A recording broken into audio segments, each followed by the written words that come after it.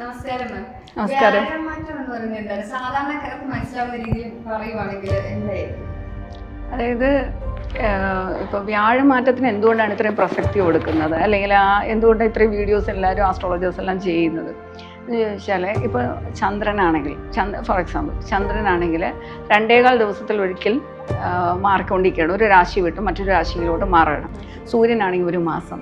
ഇങ്ങനെ എല്ലാം ബാക്കിയുള്ള പ്ലാനറ്റ്സ് എല്ലാം ഷോർട്ട് ഡ്യൂറേഷനിലാണ് ഇങ്ങനെ മാറിക്കൊണ്ടിരിക്കുന്നത്. അതിൽ സ്ലോ മൂവിങ് പ്ലാനറ്റ്സ് എന്ന് പറയുന്നത് ഒന്ന് വ്യാഴം, ശനിയാണ് ഏറ്റവും കൂടുതൽ വളരെ സ്ലോ ആയിട്ട് മൂവ് ചെയ്യുന്നത്. ശനിയാണ്. അത് 2.5 വർഷത്തോളം എടുക്കും അപ്രോക്സിമേറ്റ്. ഇത് വ്യാഴമാണെങ്കിൽ 1 വർഷത്തോളം എടുക്കും. അപ്പോൾ രാഹുകേതുക്കളാണെങ്കിലും വളരെ ലോങ് ഡ്യൂറേഷനിലാണ് പോകുന്നത്. അപ്പോൾ ഈ 3 പ്ലാനറ്റ്സാണ് സ്ലോ മൂവിങ് പ്ലാനറ്റ്സ്, രാഹുകേതുക്കളും വ്യാഴവും ശനിയും. ഈ ബാക്കി ഈ പറഞ്ഞ രാഹുകേതുക്കളായാലും നാച്ചുറലി മാലിഫിക് പ്ലാനറ്റ്, സ്വാഭാവികമായ ഒരു പാപഗ്രഹമാണ്. ശനിയാണെങ്കിലും പാപഗ്രഹമാണ്.